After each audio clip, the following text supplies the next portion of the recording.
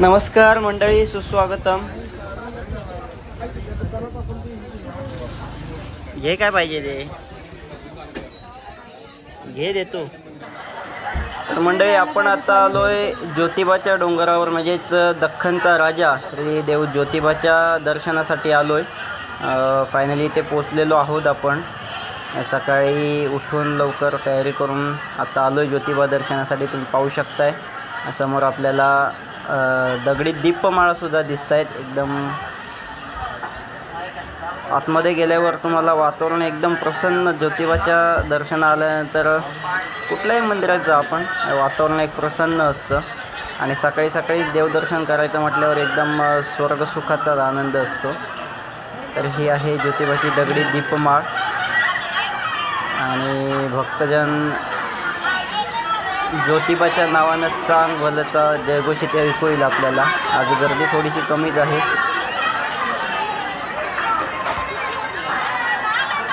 मंदिराचं बांधकाम वगैरे एकदम सुबक आणि सुंदर. मित्रांनो, इथे याला वाडी रत्नागिरीसुद्धा असं संबोधलं जातं. कारण याच्या मागे एक आख्यायिका अशी सांगितली जाते की एक राक्षस होता रत्नासूर नावाचा. त्या राक्षसाचा ज्योतिबाने याच ठिकाणी वध केला होता आणि त्याचमुळे या ठिकाणाला वाडी रत्नागिरी असं नावसुद्धा पडलेलं आहे. ज्योतिबाचा डोंगर म्हणून सुद्धा ओळखलं जातं. दख्खनचा म्हणजे दक्षिणेचा राजा म्हणून या देवाला संबोधलं जातं. अतिशय सुंदर निसर्गरम्य वातावरणामध्ये वसलेलं असं देवस्थान आहे. त्या ठिकाणी फोटोशूटसुद्धा केला जातो. 50 रुपये एक कॉपी. आम्हीसुद्धा इथे फोटोशूट केलं आहे मस्तपैकी. आमची मंडळी बघा फोटो आलेले आहेत, बघतायत. इथेच गोंधळसुद्धा पाहायला मिळतो आपल्याला. गोंधळ वगैरे घालायचं असेल तर सुद्धा इथे गोंधळ घातले जातात.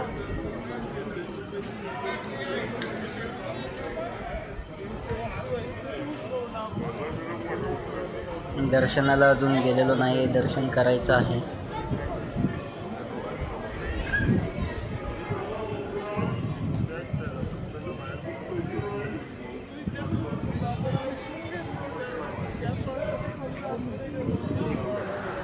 तर बघा या ठिकाणी देवाचे नारळ पुजाऱ्यांकडून फोडून घेतले जातात. मानवून नारळ आणल्यानंतर इथेच फोडून घेतले जातात पुजाऱ्यांकडून.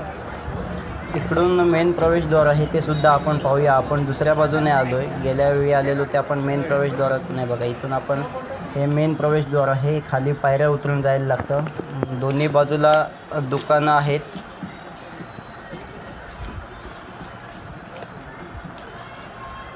हॉटेल शिवराज दिसतंय आपल्याला इथे. ते वरती दर्शन वगैरे घेऊन आपण वर गेलेलो नाश्ता वगैरे करायला हॉटेलच्या ठिकाणी आणि आता पुन्हा खाली जातोय. हे खरं प्रवेशद्वार आहे ज्योतिबाचं, मेन प्रवेशद्वार. आणि इथून मग पायऱ्या उतरून आपल्याला तो कळस दिसतोय मंदिराचा. मुख्य मंदिराचा कळस दिसायला सुरुवात झालेला आहे. जसं आपण जवळ जाऊ तसं आपल्याला पूर्ण मंदिरसुद्धा दिसेल. इथून सरळ असल्यामुळे पूर्ण कळस दिसतोय मंदिराचा. हळूहळू पूर्ण मंदिरसुद्धा आपल्याला दिसेल ते.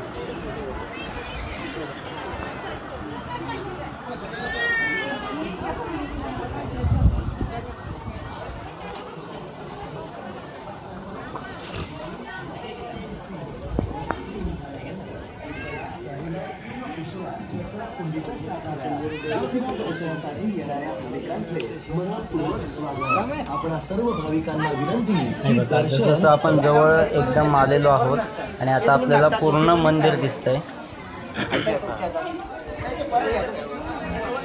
भाविकांची तशी गर्दी नाही आहे यात.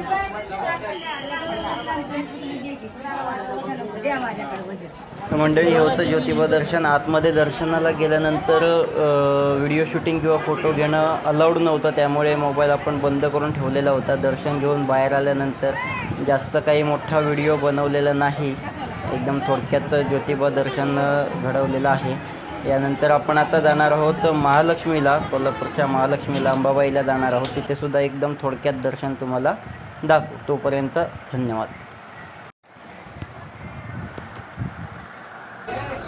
तर मंडळी आपण आता आलो आहे कोल्हापूरच्या अंबाबाईला. मध्ये ट्रॅव्हलिंगचा वगैरे व्हिडिओ शूट केलेला नाही आहे, कारण गाडी मी स्वतः चालवत होतो. भावाला थोडा आराम दिलेला, त्यामुळे व्हिडिओ शूटिंग करायला भेटलं नाही किंवा ब्लॉग बनवायला भेटला नाही. तर आत्ता आपण आलो आहे महालक्ष्मी मंदिराच्या ठिकाणी अंबाबाईच्या दर्शनासाठी. ते सुद्धा थोडक्यात आपण दर्शन घेऊया. मंदिराचं एकदम बांधकाम पाहू शकतो, एकदम सुबक आणि नक्षीदार स्थापत्यकलेचा उत्तम नमुना म्हणजे हे मंदिर आहे. अतिशय सुंदर मंदिराचं बांधकाम केलेलं आहे. आल्यावर आधी इथे पहिल्यांदा पाय वगैरे हातपाय धुवून घेतले जातात आणि नंतर मग दर्शनासाठी सोडले जातं. आम्ही सुद्धा आल्या इथे आधी हातपाय धुतले, मग दर्शनाची ओटी वगैरे काही ते घेऊन मग दर्शनासाठी लाईनमध्ये उभे राहिले. इथे हनुमान मंदिर आपण पाहू शकतो व्हिडिओमध्ये. इथून लाईन आहे दर्शनासाठी, त्यासाठी तिकडून फिरून यायला लागतं. मंदिराचा कळस दिसतोय. आता आपण आलोय लाईनमध्ये दर्शनाच्या रांगेत उभं राहण्यासाठी आलेलो आहोत. हे मुख्य मंदिर आहे अंबाबाईचं. मुलं सुद्धा कंटाळी. शिवण्या, शंभूराज खाली सोडल्यावर नसती इकडे पळा तिकडे पळा.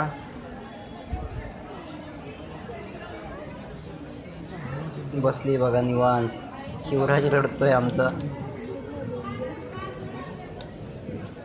दिवसभर या गरमीमध्ये कंटाळा, आम्हाला तो कंटाळा येतोय, मुलांचा काय घेऊन बसला.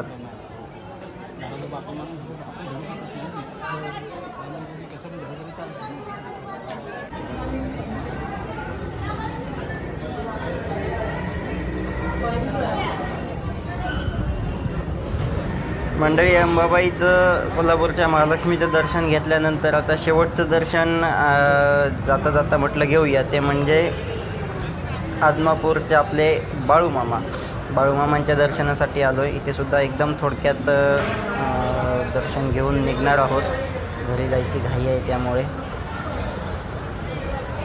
मी तर पहिल्यांदाच आलो आहे आदमापूरला बाळूमामांच्या दर्शनासाठी. योगायोगाने, हे आमच्या प्लॅनिंगमध्ये नव्हतं, परंतु योगायोगाने ते म्हणतात ना, बाळूमामांनी हाक दिली की जायलाच लागतं, तसा काहीतरी प्रकार घडलेला आहे. योगायोगाने दर्शनासाठी बाळूमामांच्या आलो इथे आदमापूरमध्ये. अतिशय सुंदर मंदिर हे सुद्धा आहे. परिसर एकदम सुंदर, मनमोहक आणि मन प्रसन्न करणारं वातावरण इथे आहे.